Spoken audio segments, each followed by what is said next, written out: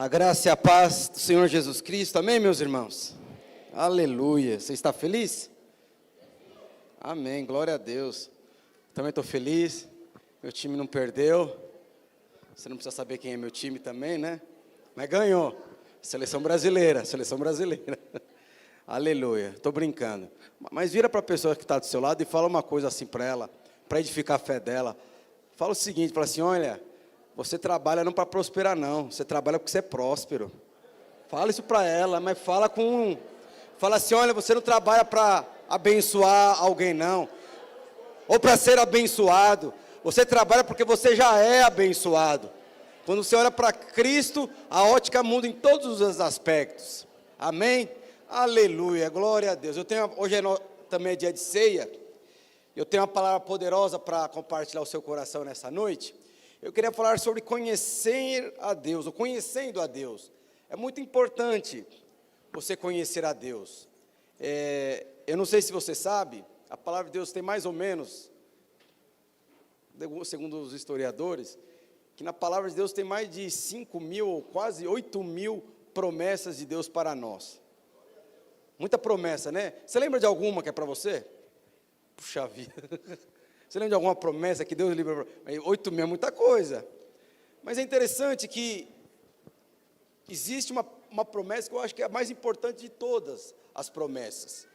Abre lá na sua Bíblia, 1 João, capítulo 2, verso 25. Ela fala o seguinte. Olha o que fala. Vamos lá. Olha o que fala. E esta é a promessa que Ele mesmo nos fez, a da vida eterna. Essa é a promessa mais importante das tantas mil promessas que Ele colocou. Eu não sei se você sabe, o seu destino é a eternidade. E, infelizmente, muitas pessoas se convertem, muitas pessoas nem tiveram uma experiência com Deus, mas elas vivem como se não houvesse eternidade. E quando você exclui a eternidade da sua vida, daquilo que você tem para você, você vai viver nessa vida, nesse aqui e agora. Aí você vai trabalhar para comprar uma casa, para casar. E Paulo ele fala que se a nossa vida, a expectativa, a esperança da nossa vida está nesse mundo, nesse aqui e agora, nós somos as pessoas mais infelizes, os mais infelizes dessa terra. Porque a palavra de Deus fala que hoje a morte já não é mais o problema para nós. A morte, na verdade, quando nós morrermos, a palavra de Deus fala que nós vamos mudar de endereço. Mas o seu destino, o meu destino, é a eternidade. Essa é a promessa de Deus para mim e para você. E como que eu faço, pastor, para desfrutar, conhecer essa questão da eternidade? Abre lá em João, capítulo 17, verso 3. Fala o seguinte. E a vida eterna é esta, que te conheçam a ti, o único Deus verdadeiro, e a Jesus Cristo a quem enviastes. Então a questão de conhecer a vida eterna, meus irmãos, o que ele fala? Para você conhecer a vida eterna, você precisa conhecer a Deus e a Jesus Cristo, a quem Ele enviou. É interessante que essa palavra conhecer no original, aquela palavra aqui, olha, e a vida eterna é esta, que conheçam. O que significa essa palavra conheçam no original? Não é aquela pessoa que você jogou futebol, conheceu a pessoa no futebol, foi embora, ou você encontrou a pessoa lá na fila do banco e começou a conversar, porque ele estava com uma camiseta do seu time, você começou a compartilhar. Esse conhecer aqui não é aquela pessoa que você fez academia, está fazendo academia, conheceu a pessoa na academia e começou a conversar. É interessante que essa palavra conhecer no original, ele é o mesmo significado que é a relação sexual entre o homem e a mulher. Está falando do que? De intimidade.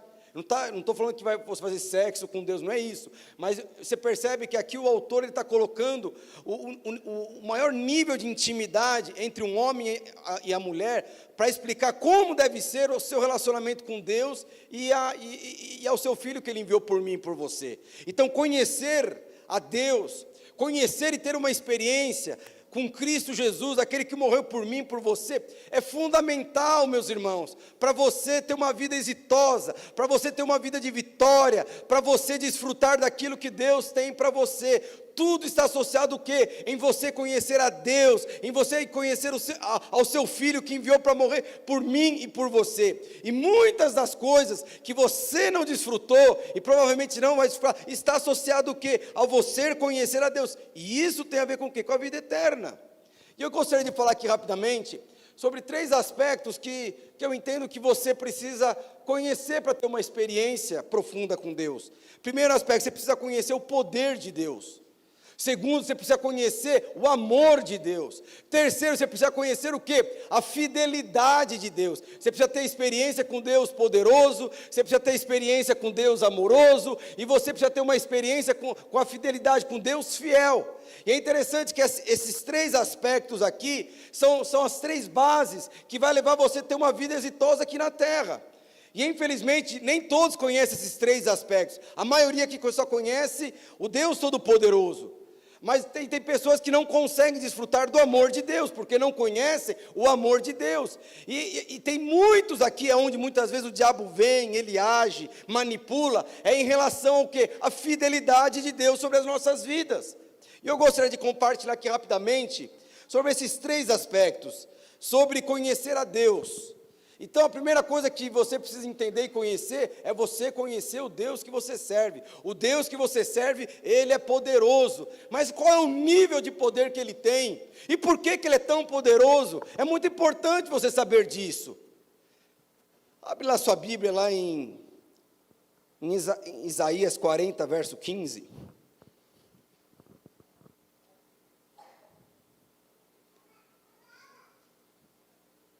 Fala o seguinte: eis que as nações são conhecidas por ele como um pingo que cai de um balde, e é como um grão de pó na balança, e as ilhas são como um pó fina que se levanta. Você vai para a praia, você vê o oceano, você olha o negócio, você vê, meu Deus do céu, e o Senhor fala, isso aí é uma gota que cai na palma da mão do Deus que você serve. Olha o tamanho do poder dele. Aí abre lá, em Salmos 33, versos 6 e 9. Só para você entender, e os céus, por sua palavra, se fizeram, e pelo sopro da sua boca, o exército dele. Eu não vou ler tudo por conta do horário, mas abre agora também, lá em Salmos 24, verso 1 e 2. O que ele fala? 24. E o Senhor pertence à terra, e tudo que nela se contém, o mundo aos que nele habitam. Meus irmãos, e aí você vê um negócio aqui que é poderoso. Você pode pegar diversos contextos na Bíblia, mas a palavra de Deus fala que o Senhor criou todas as coisas com base nas palavras que Ele proferiu. E é muito importante você ter uma experiência com o poder de Deus. Tudo começa com o poder de Deus. A palavra de Deus fala que o Evangelho de Deus é o poder de Deus para a salvação. Então, se você foi salvo, se um dia você aceitou Jesus como o único Senhor e Salvador da sua vida, essa é a primeira experiência que você teve com o poder de Deus. É interessante que, se você for ver a história de Moisés, quando ele queria libertar o povo dele da escravidão de Faraó, ele vai tentar libertar o povo com a força do seu braço. O que o Senhor fala? Não, o Senhor não aceitou, ao ponto que Moisés ele foge, porque ele matou uma pessoa que estava afligindo lá, um membro que era do seu povo, e ele foge para o deserto. E lá no deserto, porque ele queria de alguma forma libertar o seu povo com a força, com o poder dele, e o Senhor não aceitou, e ele vai para o deserto, e no deserto provavelmente ele esqueceu da vida. Deixa eu viver aqui minha vida. Aí Deus aparece, você vai libertar o meu povo. E como que eu vou libertar? Eu não sei falar, eu sou pesado em falar, que não sei o quê, que não sei aonde. Aí o Senhor pega numa conversa e fala assim, põe a mão aí dentro do seu paletó. Aí Moisés põe a mão no paletó. Agora tira. Quando ele tira a mão do paletó, a mão dele estava cheia de lepra. Ai, meu Deus do céu, que negócio é esse? Você acordou? Aí Deus fala, põe a mão no paletó de novo. Ele põe a mão no paletó. E a mão dele estava assim, não tinha nada. Aí eu falei, o que é isso aqui que está na sua mão? É um cajado, joga o cajado no chão. Aí Moisés jogou o cajado no chão, e aí o cajado virou uma cobra. E aí o que ele fala? Pega aí na cauda da cobra. Quem aqui que gosta de ficar no meio do mato, você pegaria na cauda de uma cobra? Eu não pegaria nem na cabeça, mas se for para pegar na cabeça, não na cauda. E o que Moisés vai lá? Moisés vai lá e pega na cauda. Em outras palavras, eu estou aqui como cabeça. E aí a palavra de Deus fala que a cobra voltou e fala assim: é com o poder de Deus que você vai libertar o meu povo. Aí tem um outro contexto também para você entender o que é o poder de Deus. Abre lá em Lucas capítulo 1, verso 37. A palavra fala o seguinte: porque para Deus não haverá impossível em todas as suas promessas. Eu perguntei, alguém aqui tem alguma promessa de Deus sobre a sua vida? Eu falei que na palavra, segundo os historiadores, não sei como que eles fizeram para ver tanta promessa, eu não consegui chegar nas 1000, mas 8.000, fala que tem 8.000 promessas. Você lembra de alguma para você? Mas deixa eu te falar, o Senhor fala que nada é impossível para Deus em todas as suas promessas. Então, quando Deus ele libera uma promessa para você e para mim, você pode ter certeza, naturalmente falando, é impossível para você realizar. Mas quando Deus fala, não é impossível para Ele. Quando que Deus falou isso aí? Na verdade, não foi Deus que falou isso aí. Foi um anjo que falou para quem? Para Maria.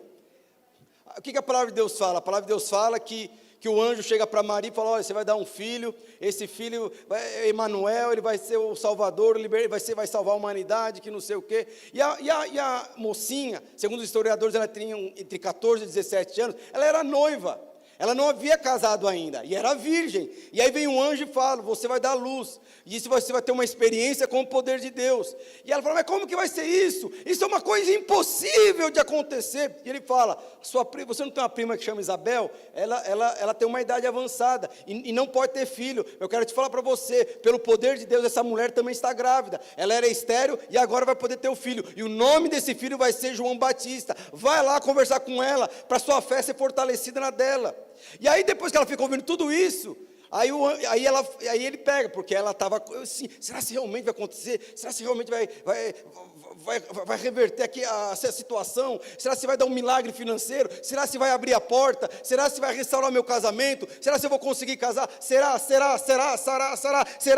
É tudo, se não, aí o anjo fala: para Deus nada é impossível.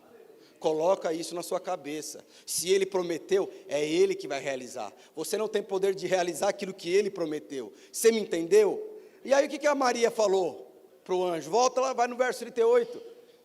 E aí ela pega e fala: então disse Maria: aqui está a sua serva do Senhor, que se cumpra em mim conforme a tua palavra. E o anjo se ausentou-se dela. Então, por que muitas promessas, na verdade, não se cumprem, ou só apenas são promessas, eternas promessas nas nossas vidas? Elas sempre serão uma eterna promessa. Por quê? Porque muitas vezes você não aceita o poder de Deus se manifestar através da sua vida.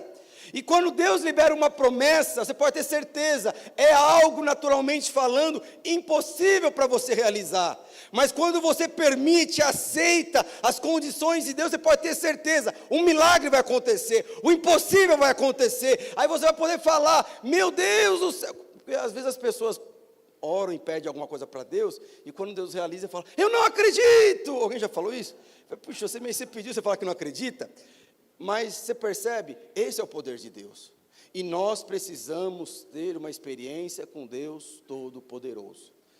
Mas infelizmente, nós queremos fazer com base na nossa capacidade, com base nas nossas condições financeiras, com base no seu intelecto, com base na nossa sabedoria e com base na nossa capacidade. E você é muito inteligente, você é muito sábio, você é próspero, você é abençoado, mas para realizar a promessa de Deus não é o suficiente. Isso é o poder de Deus. Interessante, eu não sei se você já viu aquele filme lá, O Apóstolo Paulo. A gente viu uma vez no cinema, e eu assisti de novo. Eu não sei se está na Prime ou no Netflix. E ele tem uma hora que ele vai conversar lá com o diretor lá da cadeia, e ele começa a explicar sobre o amor de Deus, essas coisas, ou sobre o reino de Deus. Ele fala: olha, o que Deus tem para mim e para você. Daí ele começa a dar um exemplo de um oceano. Ele fala assim: imagine um oceano, aquela coisa, você olha, não tem fim o negócio. Aí você vai lá com a sua mão e pega com a sua mão um punhado de água. E as águas, elas vão se esvaindo pelo seu dedo. Som. Essa água que você pegou com a sua mão, essa água, e essa água, na verdade, é a sua vida. E essa água que vai se esvaindo é o tempo que você tem aqui nessa terra. Mas o que Deus tem para você não é a água que está na sua mão, é a água que está no oceano. E quando você enxerga da forma correta o poder de Deus, o amor de Deus, a fidelidade de Deus, as promessas de Deus vão se realizar na sua vida. Isso é poderoso. Mas esse é um aspecto. Qual que é o primeiro aspecto? Você tem uma experiência com o quê? Com o poder de Deus. Eu pergunto, qual foi a última vez que teve uma experiência com o poder de Deus? De você falar assim, é impossível explicar, não tem explicação. Nossa, como que você prosperou? Mano, é Deus na causa, não tem como explicar. Sabe, eu orei, ele trouxe a cura da enfermidade, ele abriu uma porta assim que era impossível. Eu estava ali, no segundo tempo, desesperado, ele veio e operou um milagre. Nós precisamos ter essa experiência com o poder de Deus. Toda a promessa de Deus sobre as nossas vidas só se realizarão com base no poder de Deus, com base na condição de Deus, não com base nas nossas condições. Por isso que muitas vezes as promessas ficam na promessa, porque nós precisamos entender tudo que Deus faz, Ele faz com base no que Ele pode fazer, não com o que você vai fazer, para que você nunca se glorie diante dEle. Mas, então, a primeira experiência que você precisa ter com o poder de Deus. Segunda experiência, você precisa ter uma experiência com o amor de Deus. Por que, pastor, que nós precisamos ter experiência com o amor de Deus? Você imagina, eu falei aqui, olha, Deus, Ele criou os céus e a terra, Deus, Ele criou os exércitos, Deus com uma palavra, ele faz uma montanha sair de um lado e para o outro, com uma palavra Ele destrói exército, aí você de repente começa a servir esse Deus. Um dia que você faz alguma coisa que desagrada esse Deus, você está na água. Ou, segundo algumas pessoas, falam, está no vinagre. Um dia que você desobedecer a Deus, um dia que a professora chamar Deus para falar ao seu respeito, sim, você está assim, eu estou na água. Porque um Deus todo-poderoso, Ele pode me esmagar. Então, tem muitas pessoas que simplesmente não conseguem desfrutar da plenitude de Deus, ou não conseguem desfrutar de um relacionamento com Deus, é porque, na verdade, na cabeça dela, só existe um Deus poderoso. Um Deus que se eu falhar, se eu errar, por conta do meu pecado, Ele vai vir sobre mim, Ele vai me amassar, Ele vai me excluir, Ele vai me amaldiçoar. Se eu não der o dízimo, se eu não der oferta, se eu não adorar, se eu não louvar, alguma coisa vai acontecer. Por quê? Porque sempre a gente tem na concepção que é o Deus Todo-Poderoso, mas quando você enxerga que esse Deus Todo-Poderoso, ele tem todo esse poder para te abençoar, porque Ele te ama, muda a concepção, muda a forma de você falar, muda a forma de você se relacionar com Ele. Mas infelizmente muitos vão até Deus pedindo para que Ele ofereça o milagre, e quando Ele oferece o milagre, em vez de você ficar feliz, alegre, como que nós ficamos? Temerosos, com medo. Abre lá sua Bíblia, lá em Marcos capítulo 5, verso 28 a 34, fala o seguinte, Marcos 5, verso 28 a 34, essa é a história da mulher hemorrágica, não sei se você já ouviu essa história, e essa era uma mulher que estava com 12 anos de menstruação, 12 anos que hemorragia constante, 12 anos que ela estava perdendo muito sangue. E eu não sei se você sabe, sangue na Bíblia simboliza o quê? Perda de vida. Ela estava perdendo a vida, ano após ano, dia após dia, e ela precisava de um milagre. Os médicos não poderiam fazer nada. E ela entendeu, o Senhor está vindo aqui, e esse Deus, Ele é poderoso para me curar. Vamos ler aqui, porque dizia a mulher hemorrágica, se eu apenas tocar as vestes, ficarei curado. Você consegue ter essa fé? Se apenas Deus olhar para a minha causa, Ele reverte tudo ao meu favor. Se apenas Deus abrir uma portinha para mim, não precisa ser uma porta muito grande, só uma portinha, um negócio vai acontecer na minha vida. Se Deus operar um milagre financeiro aqui no meu empreendimento, com certeza as coisas vão fluir. Se Deus reverter a situação que está no meu casamento, você consegue ter confiar nessa medida? Porque eu estou confiando no quê? No poder de Deus. E aí ela continua, vamos lá. E logo lhe se estancou a hemorragia, e sentiu no seu corpo estar curado do seu flagelo. Jesus, reconhecendo imediatamente que dele sairia o que, meus irmãos? Poder. Essa mulher teve experiência com o que, meus irmãos? Poder de Deus. A palavra falou que ali existia uma multidão, mas somente uma mulher desfrutou do poder de Deus.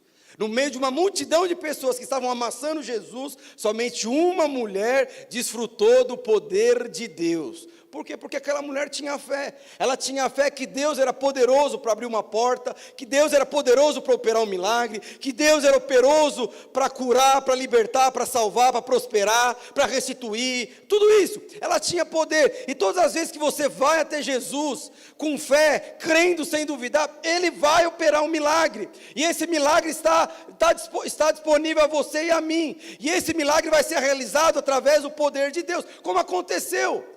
E virando-se no meio da multidão, Jesus perguntou: quem tocastes nas minhas vestes? Respondeu-lhes os discípulos: vedes que a multidão que te aperta, e dizes: quem me tocou? E ele, porém, olhava ao redor para ver quem fizera isto. Então a mulher, olha o que aconteceu com a mulher que foi curada instantaneamente de uma enfermidade há 12 anos. Imagina, se você está ali, uma doença terminal, você está ali, falida, a sua empresa está falida, não tem mais situação, naturalmente falando, não tem condição, aí você só num toque de Jesus, só se com uma experiência de Jesus, Ele reverte tudo isso ao seu favor. Aquele que estava falido começa a se tornar próspero ao ponto de se tornar um referencial para toda uma geração. Aquele que estava com o casamento destruído agora está dando aula como que pode viver um casamento bem-sucedido. Aquele que estava sem esperança agora tem esperança. E aí Deus vai lá e opera um milagre instantaneamente para você. Qual seria a sua reação? Jesus, muito obrigado. Muito obrigado porque eu estava no leito de morte, eu estava morrendo para UTI. Mas muito obrigado, muito obrigado, muito obrigado. É assim que você falaria para Ele? Aí você fala: Senhor, eu não estou expressando aqui minha alegria, mas por dentro eu estou explodindo. É assim que você falaria para Ele? Não, você ia ficar muito feliz. Mas o que aconteceu com essa mulher? Ela falou assim: e então a mulher, atemorizada e tremendo, o que acontece? A mulher ficou com medo. Ela ficou com medo de Jesus. E muitas vezes, você não tem acesso, você não tem intimidade que você poderia ter com Jesus, porque você tem medo dele. Medo porque uma hora você vai falhar. E deixa eu te falar uma coisa, não é se, é quando, porque você vai falhar. Você vai pecar, você vai fazer alguma coisa que desagrada o seu pai, mas o nosso problema hoje não é o pecado, o nosso problema é a justiça própria, é achar que você é bom, achar que você pode, mas todas as vezes que você chega diante de Deus com medo, com receio, se você for ver um contexto ali, você entende o medo e o receio. Por que eles tinham medo? Porque não tinha como uma mulher tocar num homem, ela estando no estado que ela estava, porque ela era considerada como uma mulher impura. E por isso ela estava com medo de Jesus. Mas Jesus não veio para remover a lei. Jesus ele veio porque ele é superior à lei. E ele vai lá, aquela mulher com medo de Jesus, ele vira para a mulher e fala o seguinte, vai lá no verso 34. Então lhe disse: filha, a tua fé te salvou. Vai-te em paz e fica livre do teu mal. Aquela mulher nunca mais teve medo de Jesus. Ela nunca mais teve medo de expressar alegria. Esses dias eu fui conversar com um líder, e há 3 meses atrás ele veio conversar comigo. Falei: pastor, eu estou com uma crise financeira, e esse eu acho que é o mal que nós temos, nós temos dificuldade de nos alegrarmos com aquilo que Deus fez. Muitas vezes o diabo fica assim, nos intimidando, e ele falou: olha, pastor, eu estou com dificuldade financeira, e eu vou até onde a pessoa permite. Eu falei assim: mas qual que é a dificuldade? As despesas estão maior que a receita. Só ele, ninguém aqui vive nessa realidade, só ele que vive isso, que a despesa é maior que a receita. Aí ele falou assim para mim: pastor, eu não sei o que eu faço. Eu falei assim: mas, abre a sua conta aí, abre as suas contas. E ele abriu lá para mim, eu fiz isso, e eu com base, eu tenho experiência, a questão de administração, eu falei: mano, trabalha assim. E aí depois ele veio contar uma experiência, que ele foi contratado por uma outra empresa, e resumindo tudo, em 3 meses, ele está ganhando 3 vezes mais do que ele ganhava. O João ele conversou comigo. Mas quando ele falou isso para mim, eu fiquei tão feliz, mas eu olhava para ele, ele não dava um sorriso. Eu falei: se alegre, meu Deus, você está com, olha, isso é milagre, nós temos que testemunhar isso. Mas muitas vezes nós temos dificuldade de falar: Deus fez, Deus moveu, Ele opera, Ele me ama. Mas por quê? Porque muitas vezes você percebe, por conta do diabo nos intimidar, você não consegue celebrar pequenas vitórias, pequenas conquistas. Eu falei, mano, fica feliz, eu estou muito feliz por você. Eu falei, você está entendendo? Há 3 meses atrás você ganhava 3 vezes menos. Que isso não é a realidade para qualquer um, é só para quem depende do Senhor, é só para quem vai ao Senhor sem duvidar, e Ele opera esse milagre, e Ele operou. Você já pode pagar apartamento, comprar uma casa melhor, viajar com a esposa. Quem que não quer ganhar 3 vezes mais? Mas se quando isso acontecer, meu irmão, seja o primeiro a alegrar, seja o primeiro a testemunhar. Mas qual é a dificuldade que nós temos de testemunhar? Porque quando você testemunha, quem que é engrandecido? O Deus que você serve. E é expressado o quê? O poder de Deus sobre a sua vida. É interessante, quando Jesus, ele foi embora, Jesus morreu, o que ele falou? Eu vou enviar o Consolador.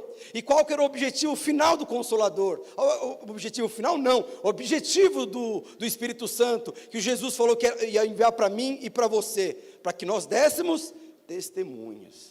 E qual que é a dificuldade que nós temos? De testemunhar. Então se alegra. O crescimento é pequeno, mas foi Deus que Deus se alegra. Porque quanto mais você se alegra, mais o seu coração se engrandece e agradece. E mais o Senhor vai colocar na sua vida. Mas por que o Senhor faz isso? Abre lá em Romanos capítulo 8, verso 31. Mas pastor, mas que base? Por que assim Ele me ama? Porque como eu falei para você, você não pode jamais ter medo do Deus que você serve. E é interessante, lá em Romanos 8:31 fala o seguinte: que diremos, pois, à vista dessas coisas? Se Deus é por nós, quem será contra nós? Fala para mim, quem é contra você, Miro? Quem é contra você, Duda? Quem é contra você, Ricardo? Quem é contra você, Edmilson? Quem é contra você, Joyce? O que o senhor está falando? Primeiro já falei aqui do Deus poderoso. Eu não sei se você já viu no Instagram, tem um cara lá que fica falando os níveis de poderes da Marvel, que é galáctico, que é cósmico, que é universal. Jesus, ele está no topo de todo mundo ali no nível de poder. E ele está falando, se ele é seu favor, quem é contra você? Se ele é por você, quem é contra você? Não é cônjuge, não é presidente, não é governador, não é filho, não é nota, não é contra ninguém. Se Deus é por você, ninguém pode ser contra você. É o que ele está falando aqui, mas ele continua. Aquele que não poupou seu próprio filho, antes por nós os entregou, porventura nos dará graciosamente com ele todas as coisas. Quem intentará as acusações contra os eleitos de Deus? É Deus quem justifica. O que ele está falando? Se ele deu seu filho, que não tinha pecado nenhum, para morrer por você e para morrer por mim, será que ele vai reter alguma coisa que você vai pedir? Lógico que não. E ele fala ainda, eu vou dar, aquele que não poupou o seu filho, ele vai poupar e dar para você outra coisa? Se ele deu o seu filho, você acha que ele não vai te dar uma casa? Se ele não poupou o seu filho, você acha que ele não vai te dar um casamento? Se ele não poupou o filho, você acha que ele não vai te fazer prosperar? Se ele não poupou o seu filho, você acha que ele não vai libertar seu casamento? Se ele não poupou o seu filho, você acha que ele não vai liberar a porta que você tanto pede para ele abrir? E eu falo para você, o que é mais importante? O filho de Deus ou a sua casa própria? O filho de Deus ou o seu carro próprio? O filho de Deus ou o seu empreendimento? O que é mais importante para Deus, meus irmãos? Lógico que é o filho, mas ele falou, se eu não dei o meu filho, eu não vou te dar aquilo que é menos importante, e muito menos importante do que o meu filho, e ele fala, eu te dou graciosamente. O que é isso, meus irmãos? Isso é a experiência do amor de Deus. Então qual que é a base que eu tenho, que o Senhor me ama? A obra da cruz do Calvário. E essa obra, ela não foi feita, ela não vai ser feita, ela foi feita. E aí lá em Romanos ainda, Romanos capítulo 5, verso 7, 8, fala o seguinte: dificilmente alguém aceitaria morrer por uma pessoa que obedece às leis, pois pode ser que alguém tenha coragem para morrer por uma pessoa boa, mas Deus nos mostrou que nos ama, Cristo morreu por nós quando ainda éramos pecadores, ou algumas versões, quando éramos inimigos. Então, você precisa ter uma experiência com o amor de Deus. Se você não tem uma experiência com o amor de Deus, você sempre vai ter medo dele. Por medo de errar, você vai fazer coisas mais erradas ainda. Você é amado. Lá em Hebreus capítulo 12, o que é o amor de Deus aqui? O que é alegria? Lá em Hebreus capítulo 12, verso 12, fala o seguinte: por isso, Hebreus 12, verso 2, desculpa. Olhando firmemente para o autor e consumador da fé, Jesus, o qual, em troca da alegria que lhe estava proposta, suportou a cruz, e não fazendo caso da ignominia, da vergonha dessas coisas. Olha o que aqui fala, que o Senhor, muitas pessoas olham para a cruz, que a obra, o amor, a cruz, o Calvário, ele não expressa o sofrimento de Jesus. A obra, aquela morte que Jesus morreu naquela cruz por mim, por você, não é para que você olhe para a dor que o Senhor Jesus teve por você. E não também é para expressar o sofrimento que Ele teve. A obra da cruz é para expressar o quê? O amor de Deus. Por que você está falando isso, pastor? Porque aqui está falando. A palavra de Deus fala que Jesus, pela alegria que estava proposta, Ele decidiu ir para a cruz. Então Jesus, Ele foi para a cruz, Ele não sofreu. Ele teve dor só, mas Ele não sofreu.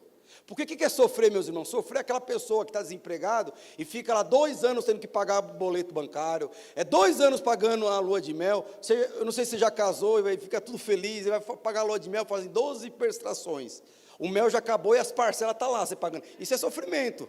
Não é isso? Aí você faz um financiamento de um carro, o carro já depreciou 100%, você está lá pagando um financiamento. Isso é sofrimento. Agora o que é dor? Dor é algo passageiro. E a palavra de Deus fala que qual foi a alegria proposta para Deus e para aquela cruz? Gerar você. E é interessante que é a mesma coisa aqui, que se fala, eu estou dando aqui um exemplo, quando uma mulher dá luz. É interessante, é que hoje não tem mais isso. Hoje as mulheres tudo... já que nasceram aí, hoje elas fazem tudo parto, é tudo cesáreo.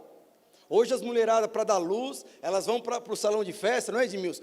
Para o salão de festa não, elas vão para o salão de beleza, faz o cabelo, faz a mão e vai para a maternidade. Chega produzida e sai da maternidade, deixa o filho com o marido e volta para o salão para voltar produzida. Mas não era assim não, como que era antigamente? É dor de parto. Alguém, eu não sei se a sua esposa já teve filho com parto normal. Você sabe o que é dor de parto? Não, você não sabe. A sua esposa sabe. Eu fico vendo os testemunhos. Nossa, pastor, minha esposa. Meu sonho é ter parto normal. Eu fico olhando, meu Deus do céu, como que pode um negócio desse?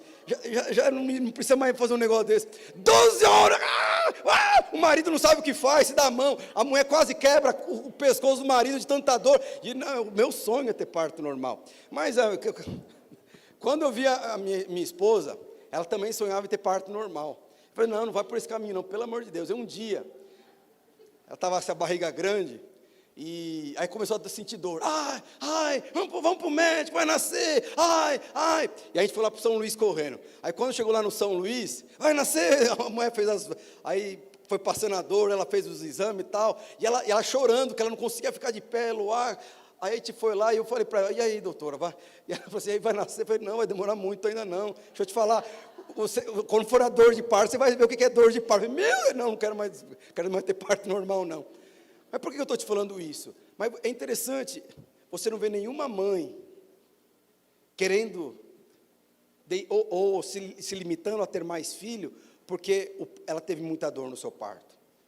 Mas é interessante que nós falamos que é dor de parto, não é sofrimento. Mas é interessante que quando a mãe ela tem aquela dor, 12 horas, 24 horas, o marido não sabe o que faz, ele corre para cá, ele corre para lá, ele assim, ele está desesperado, mas não tem o que fazer. É a dor, é necessária essa dor. Mas é interessante, quando o filho nasce, a alegria, o prazer é tão grande, que a mulher instantaneamente ela esqueceu da dor que ela sentiu. E isso que aconteceu com Cristo naquela cruz. A palavra de Deus fala que houve uma alegria proposta. Então, quando Jesus ele foi para a cruz, ele não sofreu. Ele simplesmente teve dores de parto para gerar você. Esse é o amor de Deus. E é essa experiência que nós precisamos ter com Deus. Deus, Ele te ama, ponto. Você é filho e amado. Você não é filho do Deus Todo-Poderoso. Você é filho do Deus Todo-Poderoso que te ama e ponto. Que morreu por você. Que enviou o seu filho perfeito para morrer por você que não é perfeito. Ele enviou o seu filho que era íntimo com ele para morrer por você que é inimigo dele. Ele te ama. Então se ele deu o filho que é a coisa mais preciosa que ele tem, ele não vai poder curar, ele não vai poder dar uma casa, ele não vai precisar restaurar, reverter tudo o que você precisa. Lógico que vai, mas primeiro você precisa entender, você tem livre acesso. Fale, e a maior bênção o que é? Relacionamento. Você pode falar, ele ouve, ele responde. É isso que nós vamos ter, uma experiência com o amor de Deus. E aí, para nós encerrarmos, tem a terceira faceta que nós precisamos ter experiência. Com o quê? Com a fidelidade de Deus. Quando eu falo que você tem experiência com a fidelidade de Deus, eu estou falando que você tem experiência com o caráter de Deus. Eu não sei se você sabe, o caráter de Deus é o maior caráter do universo. Que esse é aquele homem, que se ele falar alguma coisa para você, ele vai cumprir. E é aqui que muitas vezes o diabo se levanta contra nós. Porque contra o poder de Deus e contra o amor de Deus, o diabo não tem poder sobre a sua vida. Mas quando ele gera dúvida no seu coração em relação ao caráter de Deus, será que Deus vai operar? Será que Deus vai operar o milagre? Será que Deus vai abrir? Quando você começa a ouvir essas vozes, o que acontece? Você começa a duvidar de Deus. E quando você duvida de Deus, o que vai acontecer com você? Aquilo que deveria se tornar realidade na sua vida, continua sendo que uma eterna promessa. Mas por que muitas vezes nós duvidamos de Deus? Ele sendo tão poderoso, ele já provou com A mais B que ele nos ama, enviando o seu próprio filho, mas mesmo assim nós duvidamos. Porque muitas vezes nós baseamos a nossa fidelidade, a nossa lealdade a Deus com base na nossa lealdade, com base na nossa fidelidade. E muitas vezes você não consegue ser fiel a Deus. E por você não conseguir ser fiel a Deus, você acha que Deus também não vai ser fiel a você. É que nem casamento. Ah, você não me ama, eu também não te amo e vamos divorciar. Ah, você não fez o que devia ter feito, então vamos quebrar essa sociedade. Mas não é assim. Lá em 2, qual que é a base da fidelidade de Deus? Lá em 2 Timóteo, capítulo 12, 13, fala o seguinte, 2 Timóteo 2, verso 13, desculpa.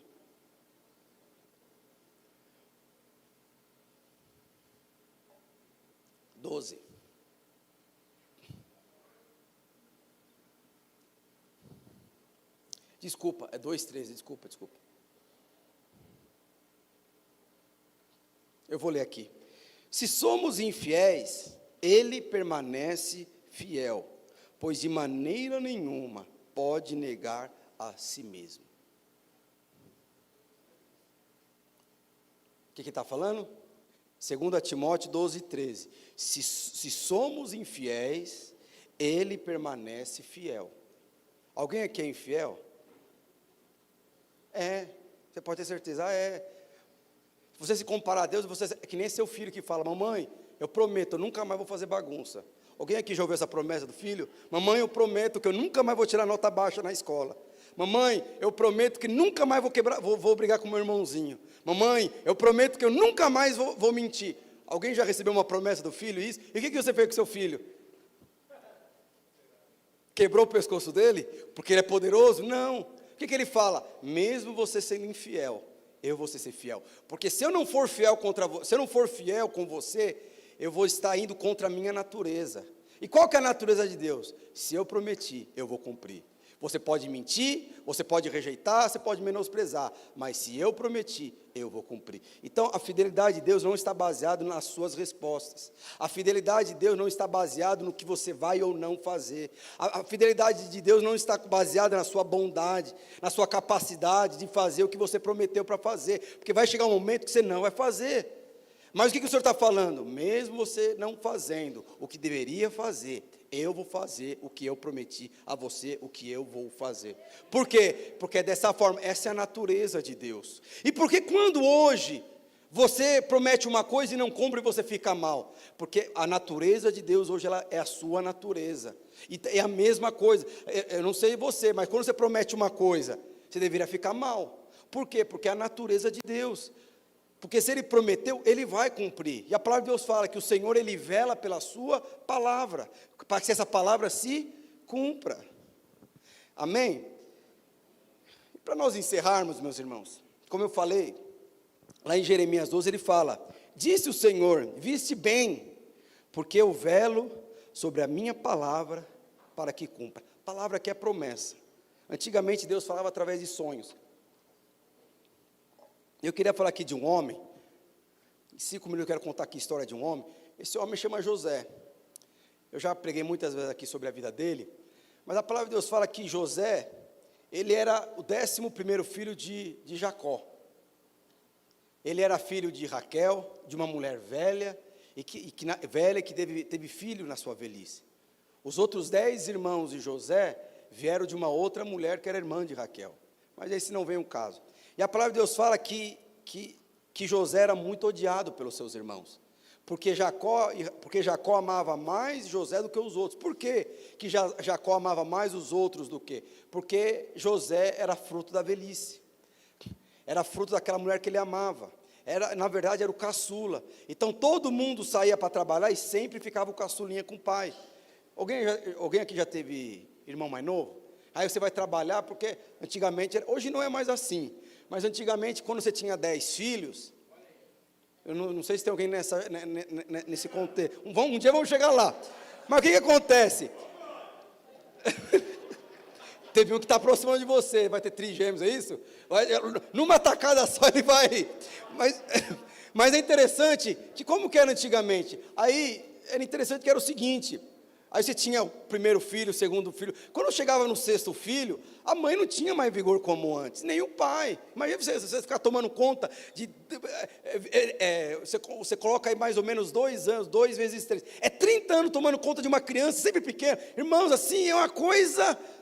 O cara tem que ser vencedor, mano. E a mulher tem que ser vencedora.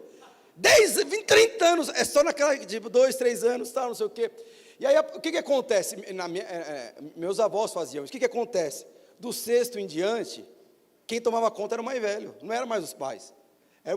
E aí, o que acontece? Sempre o caçula era o mais mimado, ele estava com o papai, com a mamãe, o pai já não tinha tanta disposição de ficar tratando, porque chega uma hora que cansa. Você imagina ficar lá questionando o seu filho te questionando: eu não quero, eu não gosto. Chega uma hora que você cansa, e depois do 10º filho você não aguenta mais ficar, não vai, chega uma hora, vai fazer o que você quiser, eu não aguento mais. Aí o que faz? É o irmão que vai fazer a posição do pai. E aí o que acontece? Aí nessa hora o pai já amolece. E aí foi o que aconteceu com José. José era um homem, ele era rejeitado pelos irmãos. Ele era odiado pelos irmãos. Por quê? Porque ele era o caçula, o pai mimava. E é interessante, e a palavra de Deus fala que José um dia ele teve um sonho. E nesse sonho, todos os irmãos estavam se prostrando diante dele. E de acordo com a lei, era uma coisa inconcebível. Não tinha como os irmãos mais velhos, de alguma forma, se curvarem diante do mais novo, porque deveria ser ao contrário. E a palavra de Deus fala que José teve essa visão, e essa visão era a palavra de Deus sobre José, era uma promessa de Deus sobre José. E a palavra de Deus fala que o Jacó vai lá e ainda faz uma roupa para José, uma roupa bonita, que os irmãos ainda não tinham, com tecido bonito, com tecido bom. Eu não sei se você sabe, roupa fala muito ao seu respeito.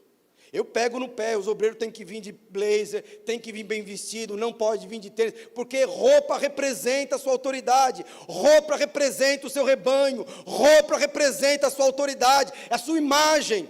E é interessante, se você for ver todos os reis na Bíblia, eles não usavam a mesma roupa que os seus funcionários, porque imagina, você ia para uma guerra, todo mundo sabia, aquele cara ali com certeza é o rei, porque está com uma roupa diferenciada, a roupa é mais bonita, o tecido é nobre, porque é isso, e nós precisamos valorizar isso. E o que acontece? José ganhou uma roupa de nobreza também. O que aconteceu? Os irmãos já não gostavam, odiaram ainda mais ele.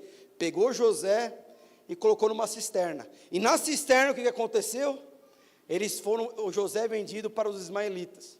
Aí depois, Potifar, lá umas autoridades do Egito, vai lá, pega Potifar, pega o José e compra ele como escravo. E aí depois a mulher de Potifar vai atazanar ali a vida de José. Eu imagino que todo mundo conhece a história. E a palavra de Deus fala que José sai pelado correndo para não fazer besteira com aquela mulher. E a palavra de Deus fala que Potifar viu que, na verdade, eu acho que ele percebeu que era a mulher que, sabe, que tinha um comportamento meio estranho, mas ele era o marido. Vamos prender o José. Prendeu o José. Então você imagina, às vezes é a sua vida. Você olha para a sua vida, não condiz. O Senhor falou que eu ia prosperar, o Senhor falou que eu ia crescer, e o negócio não sai do vermelho. Eu não consigo ter alegria, eu não consigo ter paz. O Senhor me deu aquele sonho, aquela visão tão clara, e o negócio não acontece. E é interessante, aí a palavra de Deus fala que Deus chegou um momento, parecendo que José estava no fundo do poço, e Deus vai lá e reverte a situação para José. Ele chega diante de Faraó, o rei do Egito, mas é interessante, que a palavra de Deus fala, que antes dele chegar em frente do rei do Egito, a palavra de Deus fala que ele teve um filho, e esse filho chamava Manassés. E eu não sei se você sabe, nome na Bíblia tem muito significado. Hoje a gente coloca o nome dos nossos filhos, jogador de futebol, personagem de novela, não é? Eu falei hoje de manhã, Odete Reutemann, eu tirei lá do fundo do poço, assim, bem no fundo do poço. Você lembra desses nomes? Para quem é pobrezinho, só tinha Globo e SBT a 20, era essas coisas que assistia. Dá o nome de o Super-Homem. Aí teve um aqui, que um amigo meu, um discípulo meu que teve um filho, deu o nome do filho Oliver Queen, porque o Arqueiro Verde, sabe, essas coisas todas assim. Meu Deus, Clark Kent e tal. Mas é interessante que a palavra, olha só, José teve um filho. E esse nome desse filho qual que era? Manassés. O que significa Manassés? Deus me fez esquecer todos os sofrimentos que eu tive na casa do meu pai. José esqueceu dos pais, esqueceu dos irmãos, mas ele esqueceu do que também? Da palavra de Deus.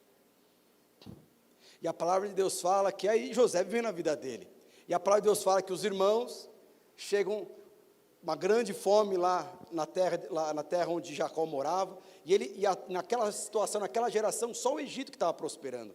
E os irmãos vêm pedir comida lá para a terra, para o primeiro-ministro do Egito, que na verdade era José. E quando eles chegam diante de José, o que acontece, meus irmãos? Vamos ler aqui. Gênesis capítulo 42, verso 8 e 9. E José reconheceu os irmãos, porém eles não reconheceram. Então se lembrou José dos sonhos que tivera a respeito deles. O que José, então você percebe, a palavra de Deus fala aqui, aquele sonho que ele teve, que ele havia esquecido, porque o filho dele deixou bem claro, eu esqueci da terra onde eu nasci, eu esqueci do sonho de casar, eu esqueci do sonho de ser bem-sucedido, eu esqueci de tudo, eu esqueci inclusive a palavra de Deus sobre a minha vida. E você percebe que inclusive os irmãos de José esqueceram da palavra que Deus havia liberado sobre José. E a palavra de Deus fala que o que acontece? Os irmãos estavam todos ali, ajoelhados diante de José, e ninguém reconheceu José, mas José reconheceu eles. E é interessante que a palavra de Deus fala que José lembrou do quê? José não lembrou da injustiça, José não lembrou que ele foi rejeitado, que ele foi vendido, José não lembrou das coisas que ele passou por conta dos irmãos. O que a palavra de Deus fala? E José lembrou da palavra. Você pode se esquecer da palavra que um dia, ou de uma promessa que um dia Deus fez para você. Aí, muitas vezes, com certeza, você provavelmente esqueceu dessas promessas, porque o casamento infeliz, perdeu dinheiro, não conseguiu realizar um sonho, sem esperança. Aí, de repente, Deus vai lá e reverte tudo ao seu favor. E nessa hora você tem que se lembrar só de uma coisa. Não lembra de quem fez injustiça com você.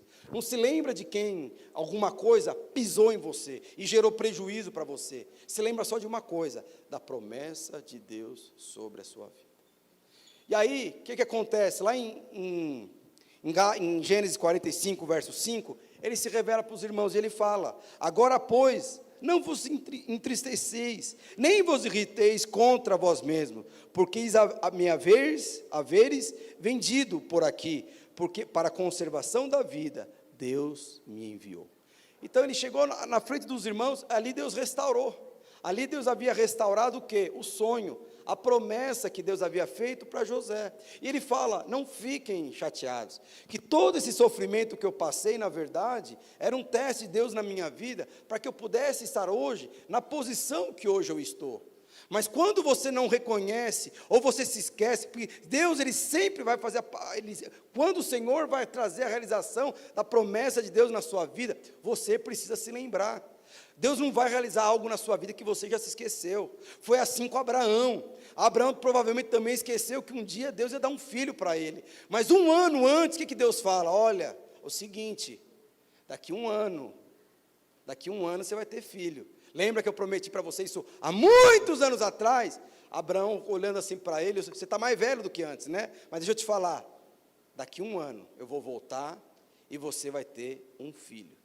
E o filho vai ser com a sua esposa, Sara. Para quem veio no curso de casais, é 5x7. É todos os dias. No Abraão, acho que no contexto lá é 7x7. Você vai fazer sexo como você nunca fez antes. Eu que vou trazer prazer na sua vida aí. O que aconteceu com ele? Ele teve filho. Mas para isso acontecer, Deus precisa trazer a lembrança. Promessa que Ele fez para você. Às vezes foi na adolescência, às vezes foi na juventude, às vezes foi quando você se converteu. Mas eu não sei porque durante a pressão da vida cristã, você se esqueceu. Mas sempre o Senhor vai trazer a lembrança. Para nós encerrarmos, abre lá em 2 Coríntios, capítulo 1, verso 20, que eu quero orar sobre Deus realizar alguma promessa na sua vida, está associado com você conhecer a Deus. E eu entendo que tudo isso tem a ver com você conhecer o poder de Deus, conhecer o amor de Deus e conhecer a fidelidade de Deus. Quando você conhece tudo isso, você pode ter certeza, as promessas de Deus virão sobre a sua vida, sobre a sua família, sobre a sua descendência e sobre tudo aquilo que você vai pedir para Deus. Olha o que fala em 1 Coríntios 20.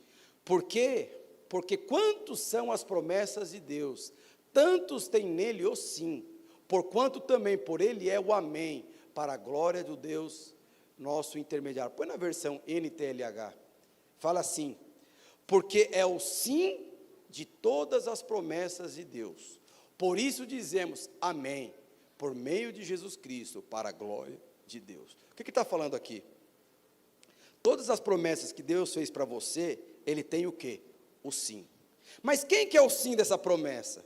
Jesus. Jesus, ele é o sim de todas as promessas de Deus. Então, quando você fala amém, eu aceito, eu creio. O que acontece? As promessas de Deus se realizarão na sua vida.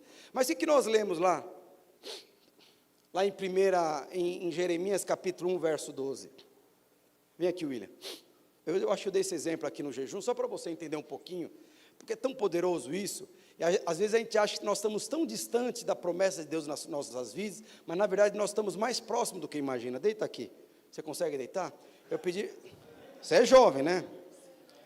Assim. Finge de morto. Morto não dá risada, morto fica morto assim.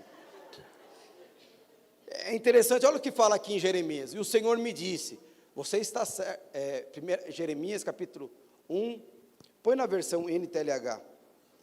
1 verso 12, disse o Senhor, viste bem porque o velo,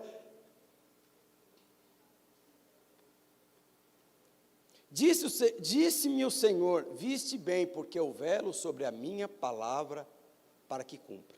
O que é velar, meus irmãos? Alguém já foi num velório? Quando você vai num velório, tem um momento lá que você vai velar o corpo. E por que você está velando o corpo? O velar o corpo é você esperar. A palavra velar significa esperar. É você esperando as pessoas virem, fazer o luto, fazer o agradecimento ali. E depois que velar o corpo, o que acontece? Esse corpo vai ser enterrado. E quando ele fala, estou velando pela palavra, o que ele está falando? Eu estou esperando a palavra. Se você conectar esse versículo ao Coríntios, como nós lemos lá no Coríntios, 1 Coríntios 20, o que ele fala?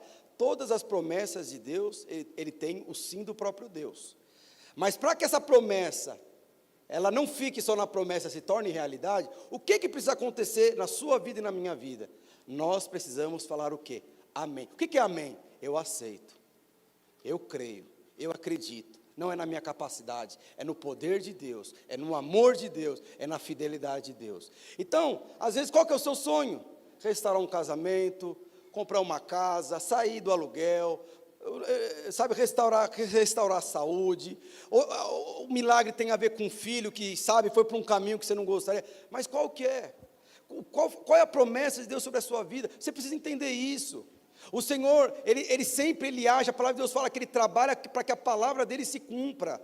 Deus não vai trabalhar, Deus Ele trabalha em função da palavra que um dia Ele liberou sobre a sua vida. Agora, quando você se esquece, isso é muito ruim, porque às vezes o Senhor vai ter que trabalhar primeiro para te lembrar da palavra que Ele te prometeu, para depois Ele começar a dar continuidade no processo. Mas quando Deus Ele fala, eu te prometi que vou te dar uma casa, eu te prometi que você vai ter um casamento bem-sucedido, eu te prometo que você vai ser um profissional bem-sucedido, todo recurso que você vai ter, você vai ser generoso, você vai ser o mantenedor da minha obra, muitas pessoas se converterão através do seu casamento, muitas pessoas se converterão através do seu testemunho. Isso é uma promessa de Deus. Qual que é a promessa de Deus para a sua vida? E aí é interessante que ele fala, nós só precisamos falar uma coisa: amém. Quando você fala o amém, aquela promessa deixa de ser promessa e se torna uma realidade. Então aqui está o William, está morto não dá risada não. E aí, qual que é a promessa? Aí William, o Senhor está prometendo aqui para o William, você vai ser um empresário muito bem sucedido.